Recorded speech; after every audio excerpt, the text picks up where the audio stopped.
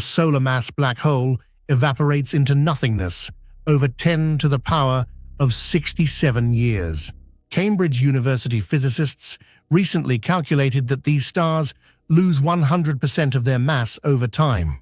However, this reality implies that your physical existence is eventually deleted from the cosmic record. In February 1974, John Taylor stood before a crowd of elite physicists to declare inside the Rutherford Appleton Laboratory, the silent man in the wheelchair was dismantling the laws of the universe. You have to picture the scene to really feel the weight of it. There is Stephen, only 32 years old, his body already failing him significantly due to motor neuron disease. He's slumped over, his head tilted, while his student Bernard Carr stands beside him like an oracular interpreter for a visiting dignitary. Hawking had just finished delivering a presentation based on his upcoming paper titled Black Hole Explosions, and the implications were, quite literally, universal. For decades, every physicist on the planet agreed on one thing. Black holes are the ultimate one-way doors. You fall in, you never come out. Light falls in, it never comes out. They are perfectly, quintessentially black. But Hawking had just stood, mathematically speaking, before this congregation and told them that black holes are not black at all. They glow, they leak, and eventually, after eons of quiet sizzling, they disappear in a John G. Taylor, the session chair and a formidable mathematician from King's College London, couldn't stay in his seat. He didn't just disagree, he was physically repulsed by the logic being presented. When he declared to the room that the work was rubbish, he wasn't just being a contrarian, he was defending the very walls of classical physics. To Taylor and the established guard, saying a black hole radiates was like it felt like a violation of the no-hair theorem and everything they understood about general relativity. But what Hawking had done was far more dangerous than a simple error. He had forced a collision between the physics of the very large, gravity, and the physics of the very small, quantum mechanics. This wasn't just a debate about math. It was the first time we realized our map of the universe had a giant, gaping hole right in the middle of it. This confrontation at the Rutherford Appleton Laboratory wasn't the end of the argument. It was the opening bell of a scientific war that would soon migrate from the sterile lecture hall to the local British pub, where the fate of the universe would be debated over warm pints of ale. To understand why the lecture hall at the Rutherford Appleton Laboratory was on the verge of a riot, you have to understand the sacred nature of the second law of thermodynamics. In the world of physics, laws come and go. Newton's laws were refined by Einstein. Parity conservation was overthrown in the 50s. But the second law? That's the daddy of them all. It's the one law that says the house always wins. It tells us that in any closed system, the total amount of disorder, what we call entropy, must always increase. Think of your office desk. If you don't put energy into cleaning it, it doesn't just stay messy, it gets messier. Coffee cups accumulate, papers drift, dust settles. That's the arrow of time. That's entropy. It's the reason you can't unscramble an egg. Now, in the early 1970s, black holes were the ultimate get-out-of-jail-free card for the universe's laundry. According to the general relativity of the time, black holes were incredibly simple. They followed what John Wheeler called the no-hair theorem. This meant that a black hole had no internal features, no hair. No matter what you threw into it, all that was left on the outside was its mass, its charge, and its spin. This created a terrifying loophole. If I have a highly disordered system, say a giant box of shuffled playing cards or a vat of hot cake, if I'm worried about the second law of thermodynamics, I could just toss that box into a black hole. Once it crosses the event horizon, it's gone. It's moved into a region of space-time from which no information can ever return. From the perspective of the outside universe, that entropy has simply vanished. The total entropy of the visible universe goes down. The second law is broken. This bothered a young PhD student at Princeton named Jacob Bekenstein. Bekenstein was working under the legendary John Wheeler, the man who actually coined the term black hole. In 1972, Bekenstein made a radical, almost heretical suggestion. He looked at the math of black holes and noticed a strange parallel. Stephen Hawking had recently proven a theorem stating that the surface area of a black hole's event horizon can never decrease. It only stays the same or grows. This sounded suspiciously like entropy. Bekenstein proposed that the area of the event horizon wasn't just like entropy, it was the black hole's entropy. He suggested that when you throw something into a black hole, the resulting increase in the horizon's area compensates for the lost entropy of the object. The second law is saved, but at a massive conceptual price. Stephen Hawking hated this idea. He found it mathematically sloppy. You see, if a black hole has entropy, it must, by the laws of thermodynamics, also have a temperature. And if something has a temperature, even if it's a fraction of a degree above, it has to radiate energy. But the very definition of a black hole, the one Hawking himself had helped build, was that nothing could ever escape. A black hole that radiates isn't a black hole, it's just a hole. Hawking and his colleagues, including Bernard Carr and James Bardeen, essentially set out to prove Bekenstein wrong. They argued that the laws of black hole mechanics were just a mathematical analogy, a coincidence of the equations, and had nothing to do with real heat or real entropy. They were defending the purity of general relativity against the messiness of thermodynamics. They wanted black holes to stay cold, silent, and perfectly black. But as Hawking began to dig into the quantum mechanics of the vacuum near that horizon, trying to find the flaw in Bekenstein's logic, he stumbled into a calculation that would not only prove Bekenstein right, but would shatter our understanding of the vacuum itself. To understand how we ended up in that Oxfordshire pub, debating the fate of the cosmos over lukewarm ale, we have to travel back to 1973. The world was divided by the Iron Curtain, and in the realm of physics, the divide was just as stark. Stephen Hawking made a journey that summer to Moscow, a city that was then the powerhouse of Soviet theoretical physics. He went to meet a man who was essentially a living legend, Yakov Zeldovich, and his brilliant protege, Alexei Starobinsky. Zeldovich was a giant, one of the architects of the Soviet nuclear program, and he did not see black holes as dormant, silent graveyards. He told Hawking about an idea called superradiance. In his view, a rotating black hole should act like a giant cosmic centrifuge, scattering radiation into the surrounding space. It was a provocative idea, but it was limited. It only applied to black holes that were spinning, using their rotational energy to fuel the emission. Hawking returned to Cambridge with a nagging sense of doubt. He did not quite believe it. Or rather, he wanted to see if the math held up under his own rigorous scrutiny. He was a master of general relativity, the physics of the very large, where space and time are like a smooth, heavy fabric. He decided to apply a bit of quantum mechanics, the physics of the very small, to the problem. His goal was actually to disprove the idea for a boring, non-rotating black hole. He expected the result to be a clean mathematical zero. In the world of physics, zero is often a comfort. It means the laws as we know them are safe.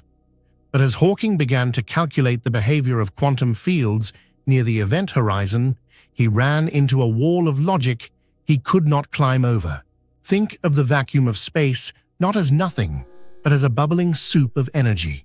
According to the uncertainty principle, pairs of particles are constantly popping into existence, a particle and its antimatter twin.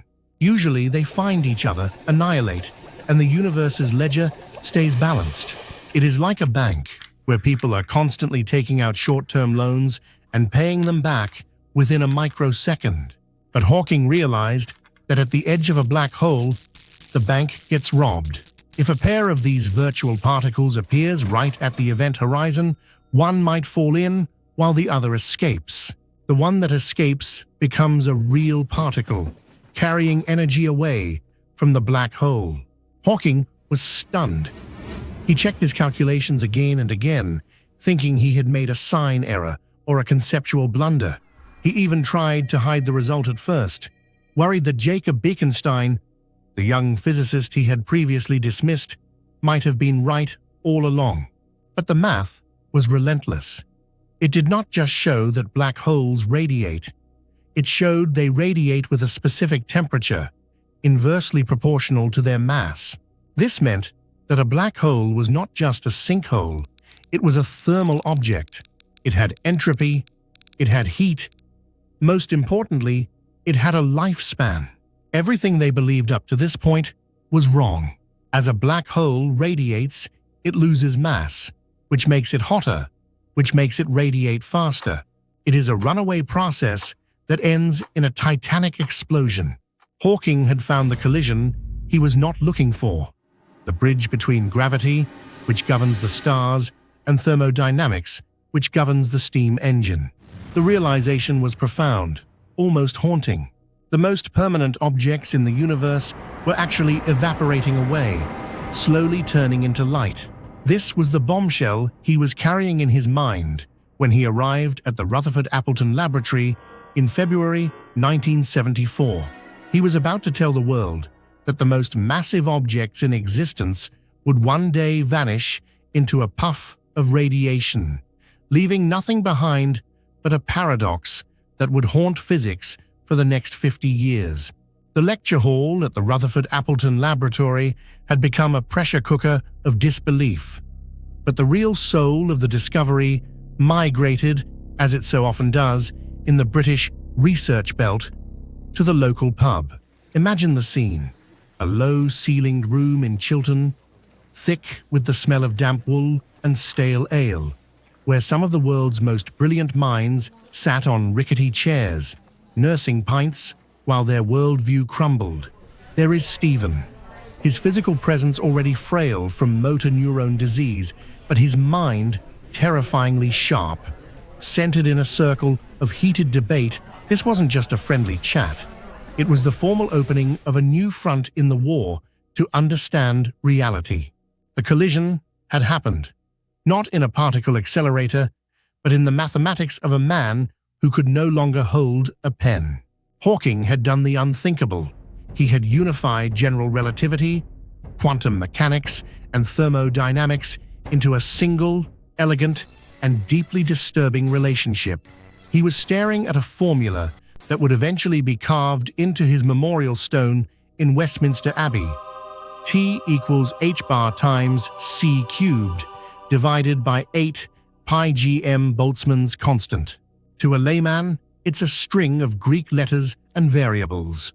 To a physicist, it's a map of the hidden connections of the cosmos. Look at those symbols. You have the reduced Planck constant, the representative of the jittery, uncertain quantum world. You have the speed of light, the limit of Einstein's relativity. You have the gravitational constant, the ghost of Isaac Newton. And at the bottom, you have Boltzmann's constant, the soul of heat and entropy. Before Hawking sat in that pub, these constants were like members of different tribes who spoke entirely different languages. Hawking forced them to sit at the same table. He showed that a black hole wasn't just a heavy, dark pit. It was a thermodynamic object. It had a temperature. And if it had a temperature, it had to glow.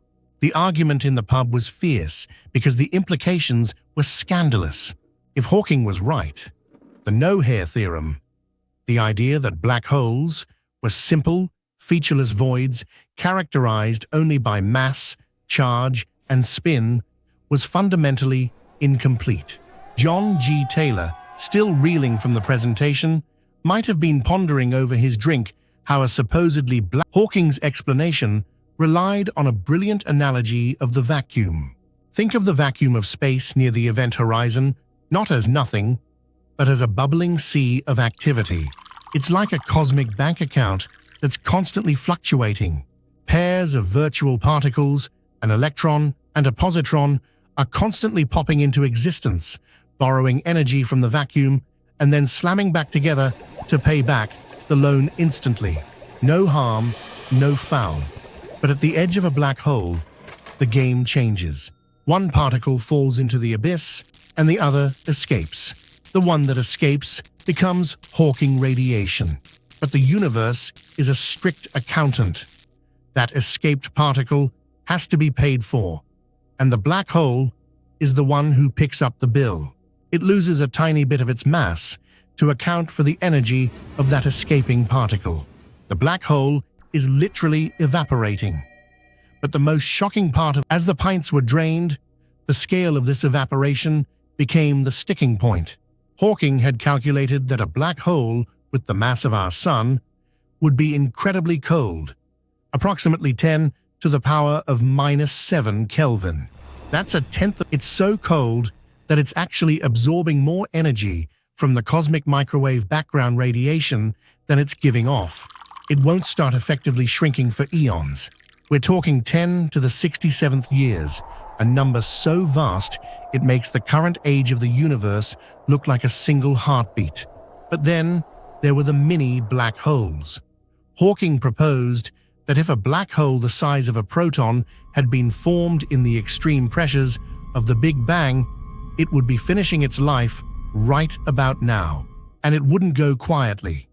That tiny speck would vanish in a final, violent explosion, releasing the energy of 1,000,001 megaton hydrogen. The physics of the very large, the gravity of a collapsed star, was suddenly and violently dictated. In that British pub, the silos of 20th century physics didn't just touch, they collided at terminal velocity, leaving the attendees to wonder if everything they knew about the permanence of the universe was a lie.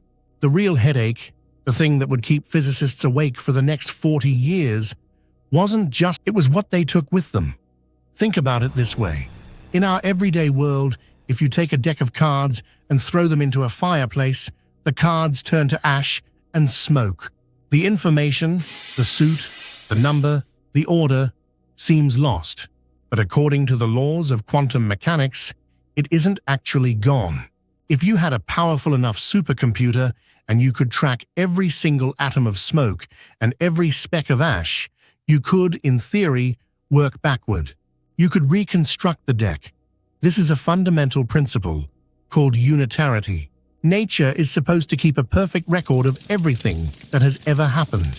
But he argued that because the radiation coming out of a black hole was purely thermal, completely random heat, it carried no information about what had fallen in. If you throw that deck of cards into a black hole and the black hole evaporates, the information isn't just scrambled, it's deleted from the universe. This became known as the information paradox, and it sparked what Leonard Susskind famously called the Black Hole War. For decades, this collision between gravity and quantum mechanics sat like a splinter in the mind of every theoretical physicist. If Hawking was right, the bedrock of physics was broken.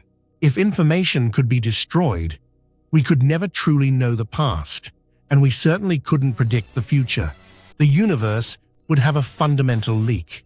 Eventually, this struggle led to one of the most mind-bending ideas in modern science, the holographic principle.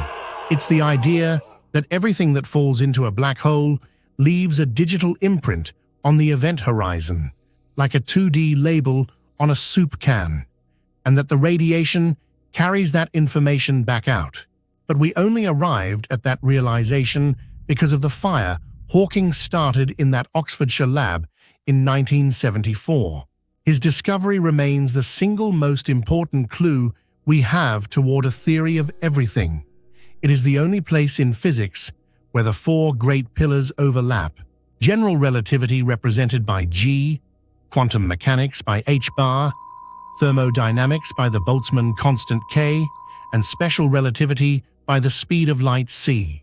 It is the Rosetta Stone of the cosmos. When you visit Westminster Abbey today, you'll find Stephen Hawking's memorial stone nestled between the graves of... It's an elite corner of history. On that stone, they didn't carve a quote or a poem. They carved his formula, the entropy of a black hole. It's a permanent reminder that a man who couldn't move a muscle or speak without a computer was the one who reached out and touched the most fundamental mechanism of the universe. He showed us that the end of a star isn't just a grave, but a gateway to understanding how space and time are stitched together. He proved that even the darkest objects in the sky are eventually formed. The discovery taught us that the universe is far more interconnected than we ever dared to imagine, that the heat of a cup of tea and the crushing gravity of a dead sun are governed by... It's a legacy that tells us that even when things seem lost forever, they leave a trace. The universe is not only stranger than we suppose, it is stranger than we can suppose. If this journey through the mind of a genius left you thinking, subscribe and hit the bell. Tell us in the comments.